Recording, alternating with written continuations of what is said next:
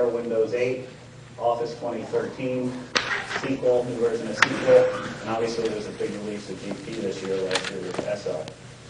But there are, I believe, over 30 other products that they're refreshing. So Link, all their server products, a lot of their gaming products, not that that matters here, but they are going through one of the biggest launch that they've gone through in their history. So there's a lot of new stuff.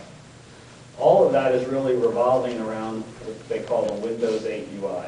So as you'll see that more and more become more and more prevalent in all the applications that you have, it's a tile metaphor.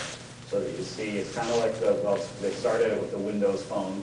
That's met questionable success, obviously.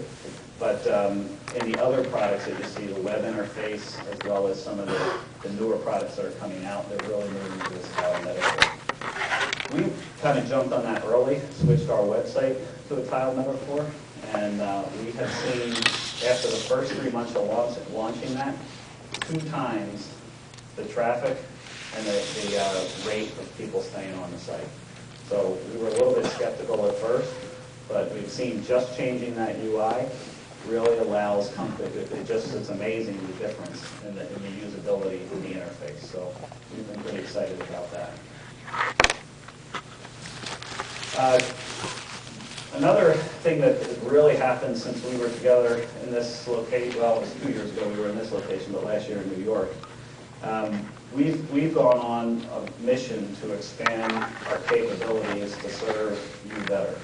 And we really have taken 2 approaches to that. One is to have geographical expansion, because many of our clients have expanded or in different locations, remote workforce. And then the other is to just dig deeper and get more industry knowledge. So over the past predominantly 12 months, but 18, we've gone from our 6 offices around here to over 30 in the United States, and 31 in Hawaii next month, which I can't wait to go set that up. Even though there's one person starting it, I'm going to go set it up.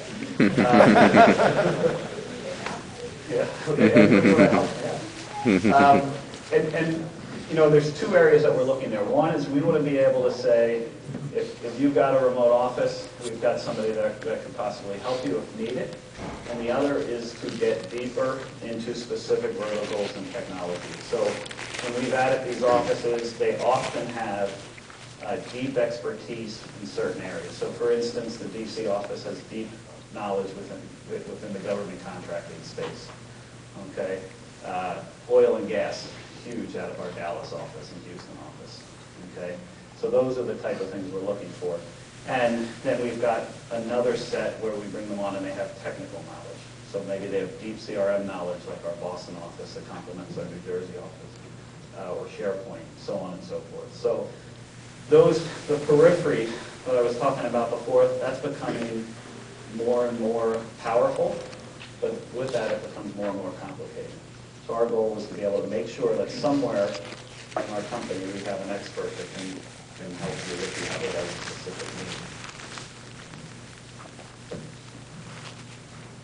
All right, some housekeeping items. So the agenda, we'll go through that first. As I mentioned, we've got 3 breakout sessions, 3 tracks. So we start with a keynote. We'll be introducing Jacqueline very soon. Then move into breakout session 1. That will start, we'll shoot for about 10:10. I'm sorry, that'll get pushed back to about 10:25. Okay? Jacqueline will go till about, it was wrong, back to 10 minutes the wrong way, so about 10:20. Okay? Yeah. Then we'll have multiple breakout sessions. As you see, we have 3 different rooms for those breakout sessions. Each one is a different track. If you look in your pamphlet, you'll see the agenda tucked in on the left fold. Okay? And if you have any questions throughout the day, whether it's on the agenda or anything at all, if somebody is wearing a blue SBS shirt, they should be able to answer that for you. Okay? So feel free to talk to anybody and ask them any question if they're in a blue shirt. Then we'll move into lunch, and then we'll have 3 sessions after that, and then a closing. Now, the closing. I know Some of you want to get out of here early, understood. However, the closing is the exciting time where we go through, and for those of you that have been here before, you'll know this, our raffle tickets. So we have in every room, in every session, there will be somebody in a blue shirt, and they will have a set of raffle tickets. And you earn a raffle ticket by asking a question in your session. All right? So we love to give out raffle tickets during these sessions, and we love to see the interaction. So when you're out at any of the sessions, you ask a question, make sure you get your raffle ticket. At the end, we throw them in a big fish bowl. We pick them out and give out lots of prizes. All right. None of this could be really possible. They're very, very hard for us to do at this level. I think I forgot, not only are we doing it here this year, last year was our first year we added a site, a location, Bar Summit in Chicago. So this year we're also adding one in the LA area in Bakersfield. So we're doing 3 of these in 3 consecutive weeks. And it's certainly, between developing the content and putting all this together, our sponsors help make this happy. So I'd like, if the sponsors are in the room, if you could just raise your hand when I call your name. We've got Core Motives here, which is Bentley, I believe, back there in the back. Metaphile, Matt, there as well. And these, again, guys, these are the ways to extend your system and have conversations with them. Throughout the day, they'll be out in the hallway there and very open to talking with you. And then Solver, Tom, back here. Okay, those are gold sponsors. Thank you, guys. Silver, we've got Excelos. I saw Bill earlier, Bill and Carl. Alltech, Perry Lynn. Perry, I think you've been to all 6 of these, haven't you? Are you going to prize? Give me a raffle ticket. Give her 2. You get one, actually get one for each year. How about that? One for each year. Avalera, Matthew, yeah, in the back there. KE Commerce, Dom. Dom and I were at the sushi event last night. Dom, you felt good all night, I hope? I did. I always wonder about a guy coming in from New York carrying a thing of sushi in the cooler, but it all ended pretty well. Let's see, Summit sponsors. We've got Intellipeer, John, back here. Lenovo, sorry. Chad, ooh, sorry guys. N-Channel. Lisa? Yeah, there we go. Notice? Feswa? Fawaz. Did I say? Fawaz. Fawaz, sorry. There you go. My bad. I knew I was going to mess that up too. Looking for you earlier. Integrity Data, I don't think they had anybody here that could make it. And then we've got some bronze sponsors as well that could not make it but have information available. And those are Azox, Green Shades, Lanham, and Progressive. Okay, so why don't we switch up the deck here. While we're doing that, I'd like to read Jacqueline's bio here.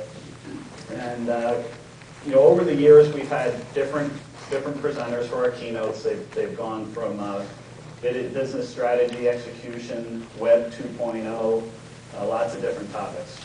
This year, Jacqueline's going to talk about how to leverage the various generations in our workforce.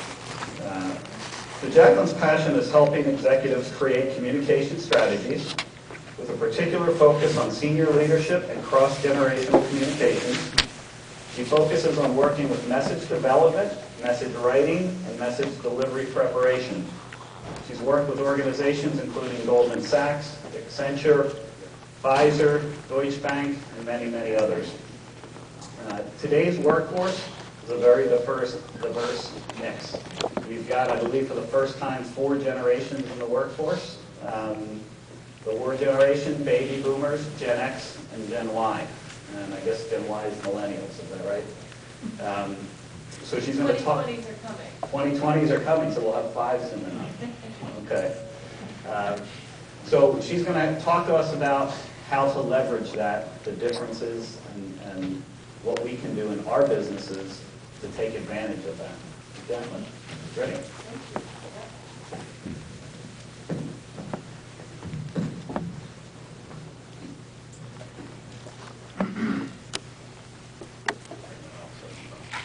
Judy.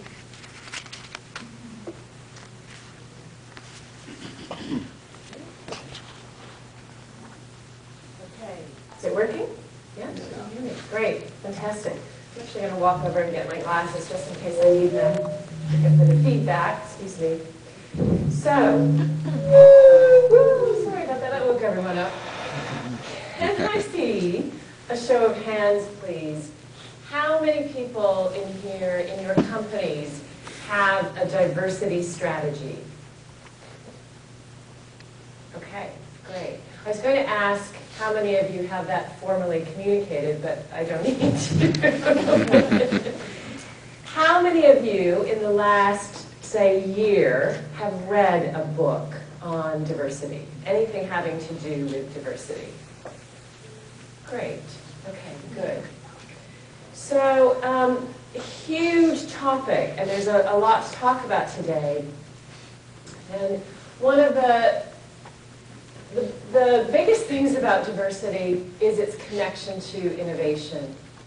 And this is something that a world that has just opened up recently.